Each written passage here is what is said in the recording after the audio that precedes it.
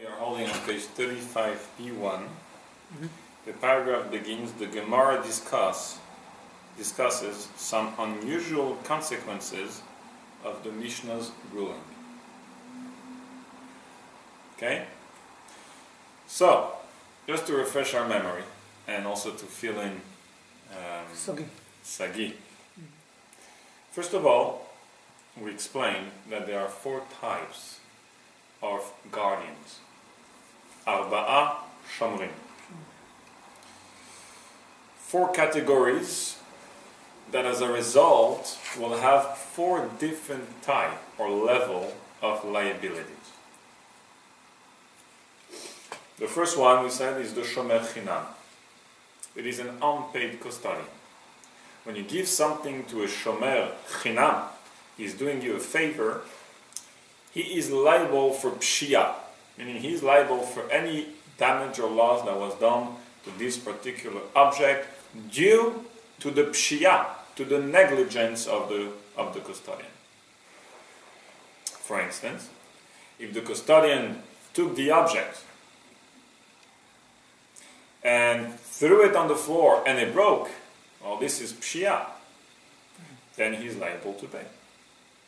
But if, let's say, there was gneva v'aveda, theft or loss, that happens not as a negligence from the custodian, it just happened, it so happened.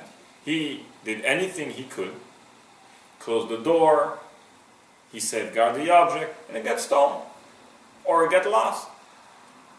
Gneva v'aveda, the Shomer Chinam is not liable to pay. How much more so? Unseen, which is a damage. Anything that was done to the object from a out of control type of event, such as a dog. Just died. Meta kedarka. Let's say it was an animal. And it died. This is out of control. So the Shomer Chinam is patur, is not liable for that. Okay? The Shomer Sachar is the second type of Shomer, the second type of custodian. He's a paid custodian. Since he's paid for it, since he receives fees, he receives money for it, then he is expected, in Jewish law, to have a higher degree of liability. Meaning, not only will be liable for pshia, negligence, of course, but he will also be liable for the second type of damage that may have happened to the object, which is gneva v'aveda. If it got stolen or lost, although it wasn't pshia, it wasn't due to his negligence, nevertheless he'll be liable to pay. However, the third categories of damages, such as unseen, which is out of control, then even the Shomer Sachar, such as the Shomer Chinam, would also be patur, not liable to pay. 4th type of Shomer is the Socher. Socher is a renter, but we call him a Shomer because he's kind of a guardian, meaning he's renting the object. But while he's renting the object, he's expected to safeguard the object and return the object to its rightful owner. So he's kind of a Shomer. There is a discussion in Jewish law, there is an argument actually between Rabbi Meir and Rabbi Yehuda whether he's considered like a Shomer Chinam or whether he's considered like a Shomer Sachar, which is beyond the scope of our discussion. Which means that the Socher, we don't know yet if he's going to be liable for Gneva v'Aveda or not. One thing we do know is that the Socher, whether he's like a Shomer Chinam, whether he's like a Shomer Sachar, he'll be liable for pshia, for negligence, because either a Shomer Chinam or a Shomer Sachar will be liable for pshia, will be liable for any damages due to the negligence of the... On the other hand, we also know something, that unseen, which is any damages that was done beyond the control, out of control of the Shomer, both Shomer Chinam and Shomer Sachar are exempt from liability, hence, so too will be for the Socher. 4th type of Shomer is the Shoel, is a borrower. Borrower is different than the renter. The renter He's renting something, he's paying something for it, and he's allowed to use it. A shoel, kol ana shelo. The entire benefit is his. He doesn't pay anything for it, he's just borrowing it for free, and he's allowed to use it because that's the condition, that's borrowing. Now, he's expected to safeguard the object, to return the object, so he's a shomer. What type of level of liability does the shoel have? The highest level. The shoel is liable for everything. Pshia, geneva v'aveda, and even pansin. Since kol hana shelo, since the entire benefit is his, he is liable for the highest degree of liability. So if there was a damage out of control, meta kedaka died, he'll be liable to pay. Mm-hmm. That's the basics. Now we saw last week an interesting case. So here's the case. There is a maskil, and there is a socher, and then there is a shoel from the socher. So we're going to play it like this: Reuven, Shimon, and Levi. Reuven is the owner of the cow. I'm going to speak about a cow because it's a typical object that used to be discussed in the Mishnah, in the Gemara. So we're going to speak about a cow. The cow belongs to Reuven. Reuven is renting out the cow to Shimon, who is now the socher, for 30 days, let's say. If the cow died kedarka, naturally, while it was in the possession of the socher, what do we say? What's the law? Patur. Patur is exempt from liability. However, something will have to happen. He will have to swear. Okay? Because we don't know what happened. Maybe he died naturally, maybe he didn't die naturally. Yes, for natural. Yeah? So he's going to have to swear that he didn't cause the death. Okay. He didn't overwork the para. So he's going to take an oath that he died naturally. Once he takes the oath to socher, he's exempt to pay. That's it. End of the story. That's a pretty straightforward case. Here's the thing. While it was in the socher's possession, the socher, Mr. Shimon, lent it to Levi. So Levi borrowed for free the cow from Shimon. Shimon is the renter, so he can do whatever he wants with it. Shimon's got a friend, Levi. Levi says, "Oh, you got a cow. I need to plow my field just for today." So, okay, fine. You can have it. Now it's in Levi's possession. Levi is the shoel of Shimon. Shimon is the socher of Reuven.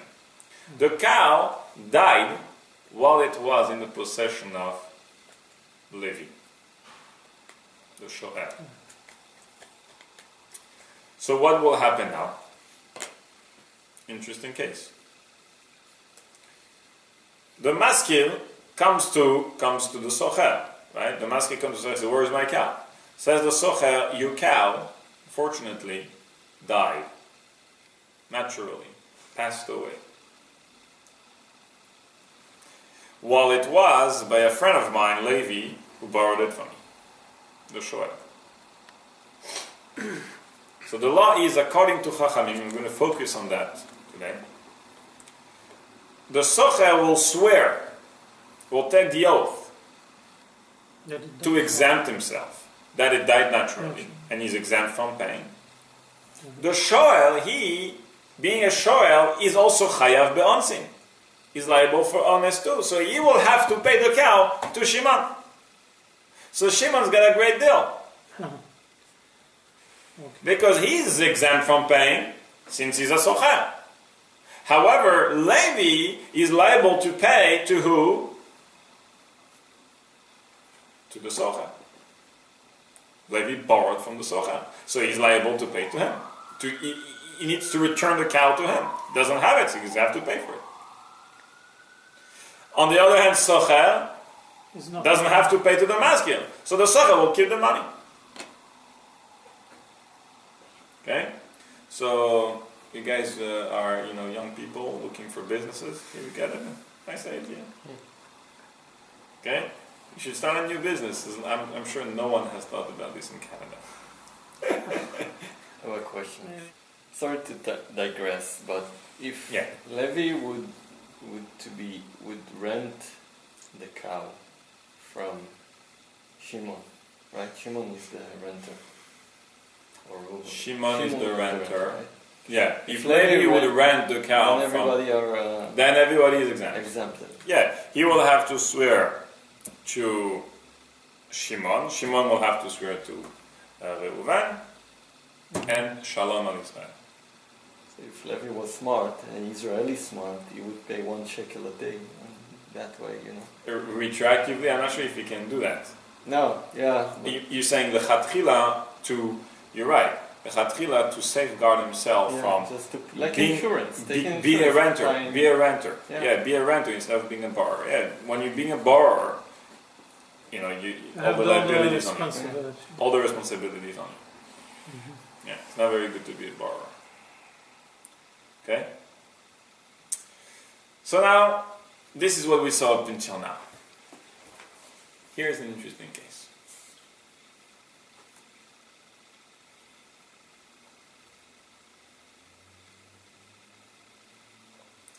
Here in a second, you are going to appreciate a real Talmudic thinking. This is Talmudic thinking. Reuven is the owner. The maskil is the owner.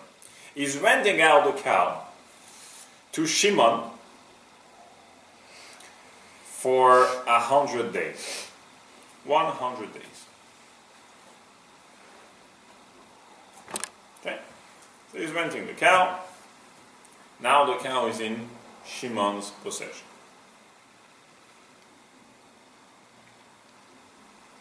After they made the deal, Reuven comes back to Shimon and says, could you do me a favor? Can I please borrow the cow from you for 10 days? Alright? And then it's going to back to you. So Shimon says, no problem. Now, what happened is the cow, while it was by Reuven, the owner, but he's now the borrower of his renter, it died. For natural reason. Natural reason. It died naturally. What do we do? Is the owner. So, either we treat Reuven as a borrower, as any other borrower, or either the Mishnah regards Reuven as a special case and then exempt him from paying. So either way it will go. So here's the thing. Law is, remember what I told you, law is law. It isn't like the common sense, he's the owner. Law is law. And logic is logic. Logic doesn't get that emotional. So go with number one. Exactly. Look what's going to be a very interesting case here. So, the cow died, okay? The socher, which is Shimon, he, towards the owner, which is Reuven, yeah? When the owner comes and says, where's my cow? Okay? What does the socher do? He swears. He will swear that it died naturally. Say, I lent it to you, and while it was by you, it died naturally. Right? So now, the socher, Shimon, swears to the owner that it died naturally, and he's exempt from paying. But now, the owner is also the borrower of Shimon. So the owner will have to pay the cow to Shimon. Just like just like imagine if there was another borrower. If Levi would have been the borrower has a responsibility to give back, to pay back the cow, from who he borrowed the cow.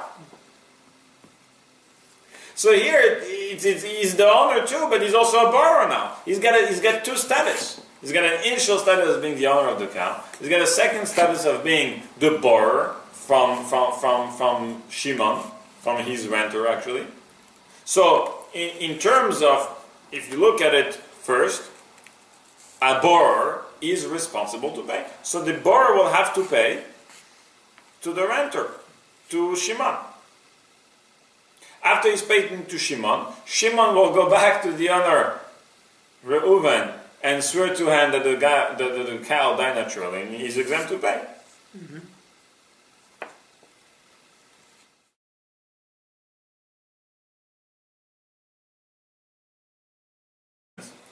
If the custodian took the object and threw it on the floor and it broke, well, this is pshia, then he's liable to pay. But if, let's say, there was gneva v'aveda, theft or loss, that happened not as a negligence from the custodian, it just happened. It so happened. He did anything he could, closed the door, he safeguarded the object, and it got stolen, or it got lost. Gneva v'aveda, the shomer.